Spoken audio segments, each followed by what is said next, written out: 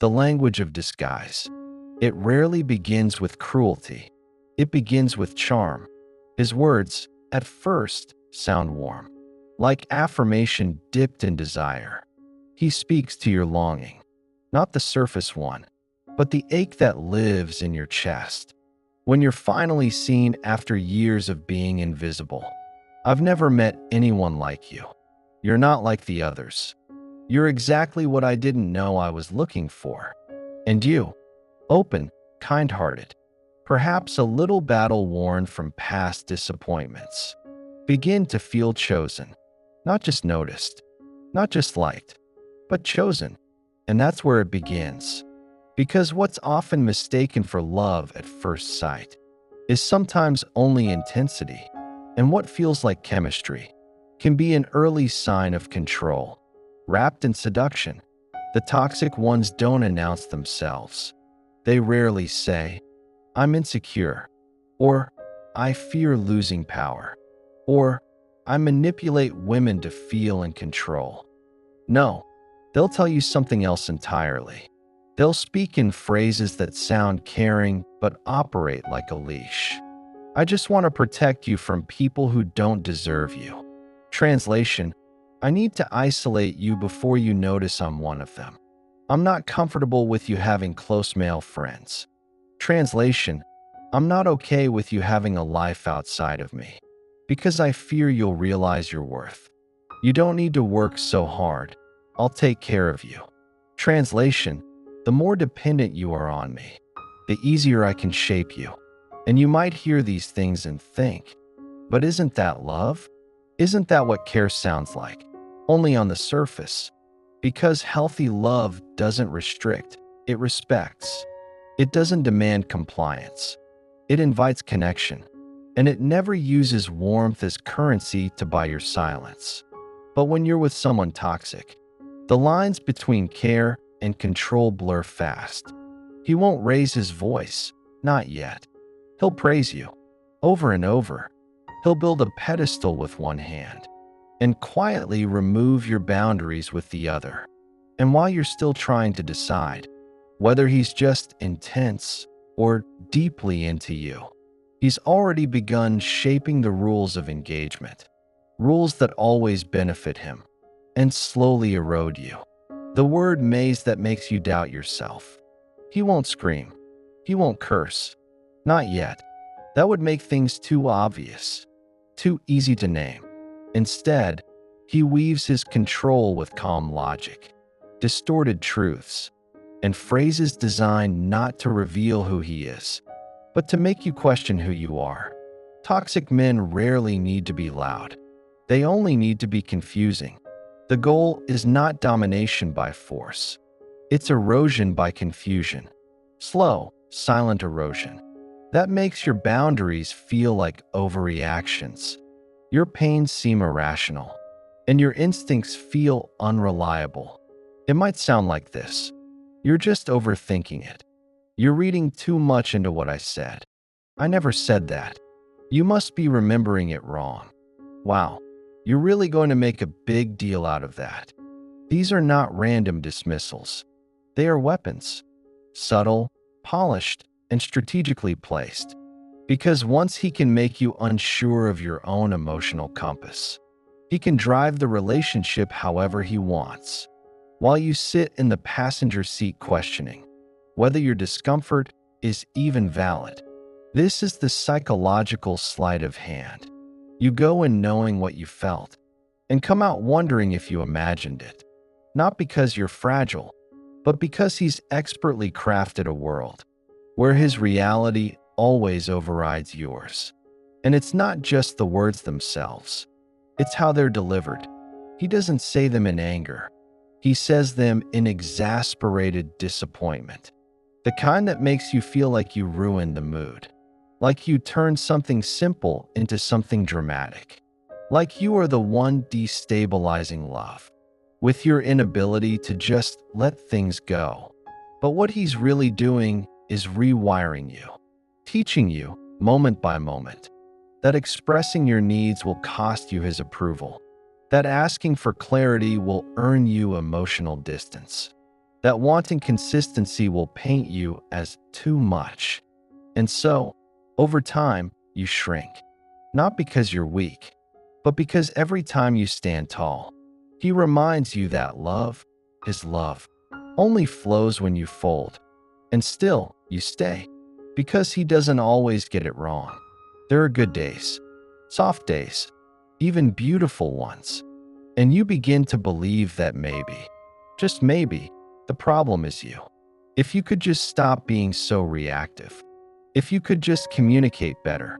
If you could just give him the benefit of the doubt. But here's the terrifying truth. You're already giving more than anyone ever should. And he knows that, which is why he no longer has to hide what he's doing. Only reframe it. So when he says, I just think you need to calm down, what he really means is, you're getting close to seeing what I don't want you to see.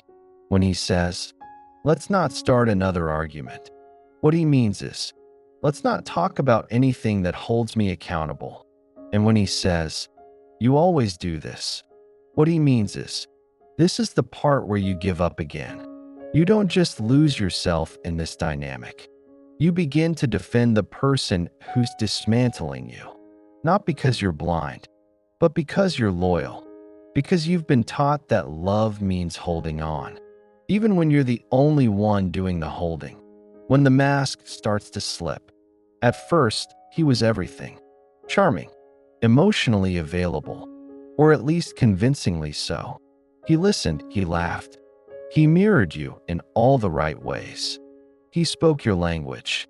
Not fluently, but just well enough to pass. To gain trust. To get inside. Because that's what the toxic ones do best. They study you. They don't love you for who you are. They adapt to what they think you want. They learn how to compliment you. Just enough to make you feel seen. How to respond just vulnerably enough to seem safe. How to open up just deeply enough to make you believe you are the one he's never let in before. But then, the calibration begins to fail. Not because you've changed, but because your consistency starts revealing his inconsistency. Your depth begins demanding more than surface answers. Your presence begins asking for the kind of honesty he cannot sustain. And that's when the mask begins to slip. It doesn't fall all at once. It falls in layers. First, it's the silence. He stops responding to messages as quickly, stops checking in the way he once did. You notice a subtle emotional withdrawal. Not dramatic, just colder. Then, it's the small criticisms. Nothing overt, but comments laced with quiet contempt. You're always in your head. You take things too personally. You expect too much.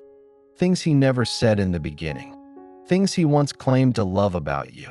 Now reframed as flaws. And then comes the inconsistency. The days where he's warm, present, affectionate, followed by sudden distance. Mood swings you're forced to navigate alone. Conversations where he makes you feel like you're walking through fog, just to find the truth, only to discover that the truth keeps shifting every time you get close. You don't know what's real anymore. Was he always this way and you just missed it? Or did something change? The reality is, he changed the moment you stopped being a fantasy.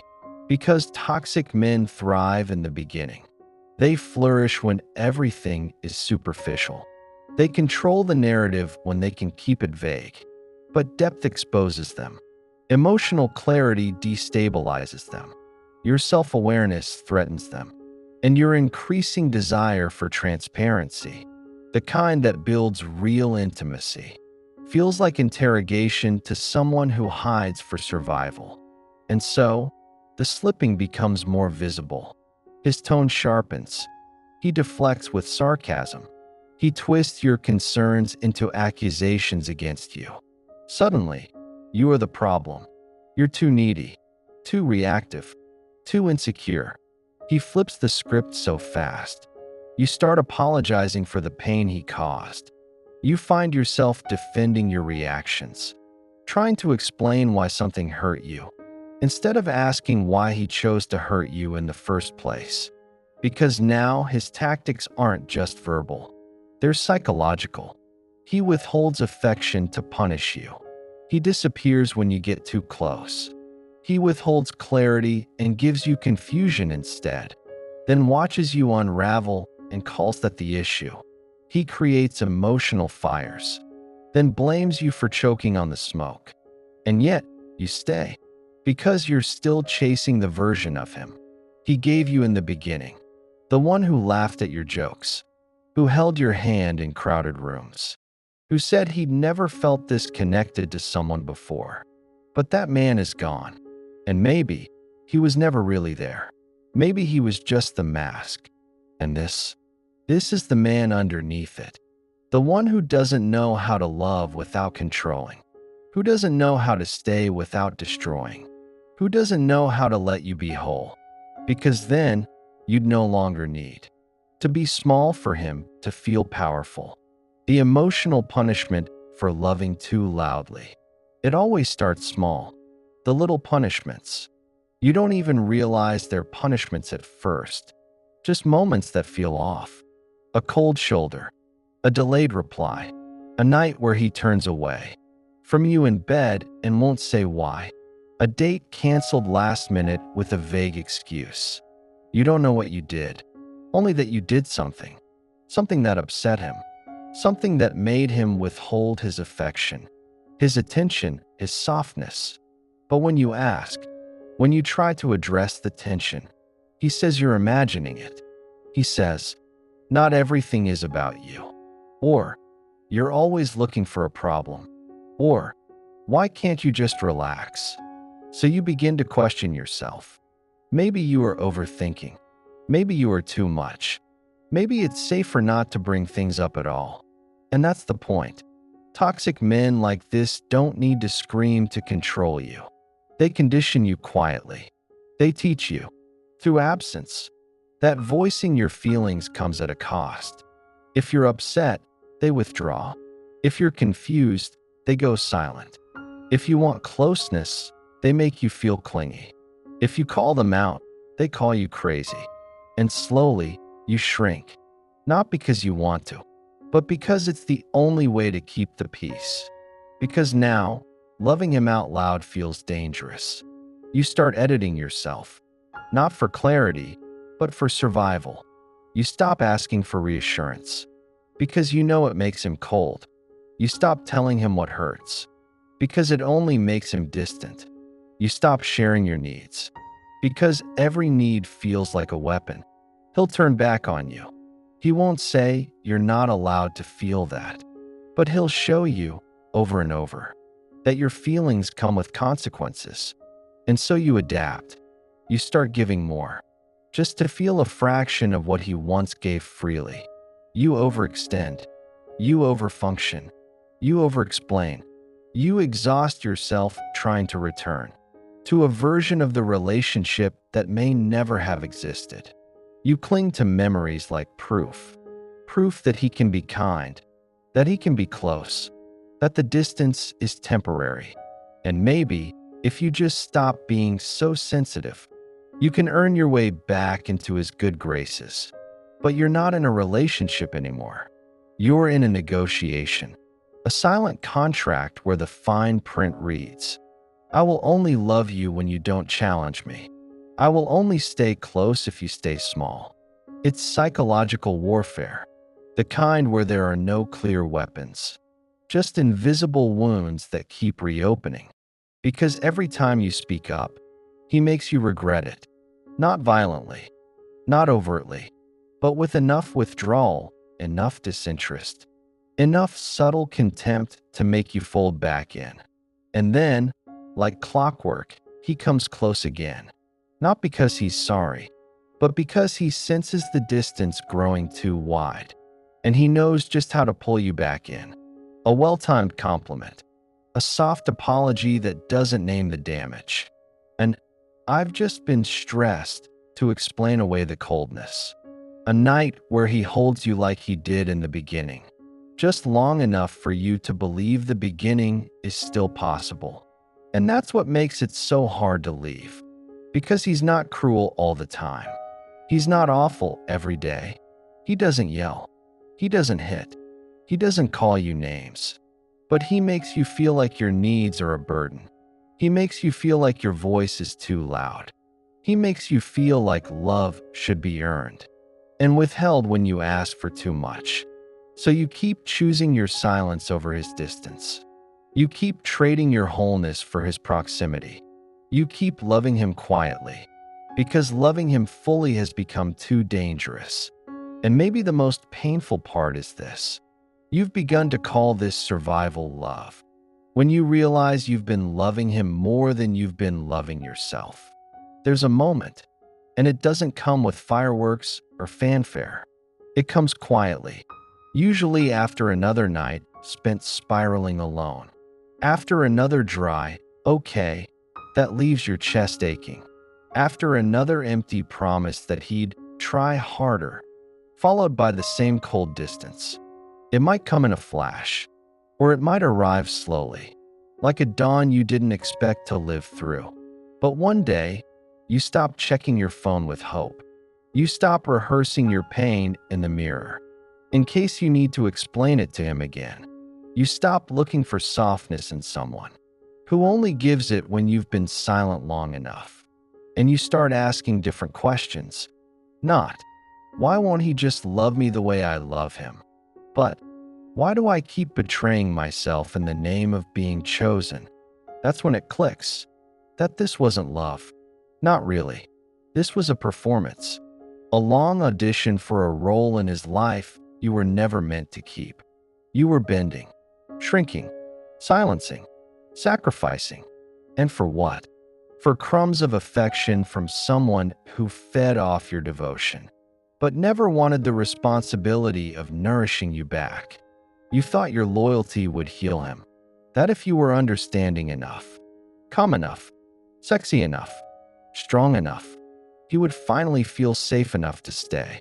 But he didn't want safety. He wanted control. He didn't want healing. He wanted comfort. He didn't want a partner. He wanted proof that someone would love him, even when he refused to show up. You were never the problem. Your love wasn't too much. Your voice wasn't too loud. Your boundaries weren't wrong. He just wasn't ready to face himself. So he made you the mirror he kept trying to break. But you don't have to keep standing there, offering your reflection to someone who refuses to see you. You don't have to keep playing therapist, mother, cheerleader, scapegoat. You are allowed to walk away without burning anything down. You are allowed to leave without begging him to understand. You are allowed to outgrow the chaos without needing a final conversation to justify your exit. Because when you finally begin to love yourself more, then you love the idea of being chosen by him. Everything changes. The grip loosens. The spell lifts. The obsession fades. And what once felt like gravity starts to feel like a weight you've been carrying for too long. And as you let go, you don't just leave him behind. You return to yourself. The self who doesn't have to beg to be heard. The self who is not too sensitive, just deeply intuitive. The self who knows that love without accountability isn't love. It's power dressed up in charm. The self who is no longer impressed by mixed signals and emotional breadcrumbs. You begin to rebuild, not from revenge, not from bitterness, but from a place of quiet knowing. Knowing that love shouldn't hurt this much. That connection should feel safe. That intimacy should not come with terms and conditions. That someone who truly sees you would never make you earn what should be freely given. You stop romanticizing the chase. You stop defending his potential. You stop blaming yourself for the ways he couldn't show up. And maybe you still miss him sometimes. That's okay. Missing someone is not the same as needing them back. Because now, you know what it costs to love him. And more importantly, you know it's a price you'll never pay again. If any part of you still wonders whether walking away makes you weak, remember this. Leaving isn't the betrayal. Staying in what breaks you slowly is. And if this story feels like yours, you are not alone. So many women have loved men like this. Men who wear charm like armor and use confusion like a leash. But there is life after them. There is clarity. There is self-respect. There is peace. And most of all, there is you. Still whole. Still worthy. Still here. If this message found you in your moment of doubt, subscribe to this channel. There are more stories here that will remind you. You're not the problem. You're just the one who finally saw the truth. And that's your power. That's your beginning.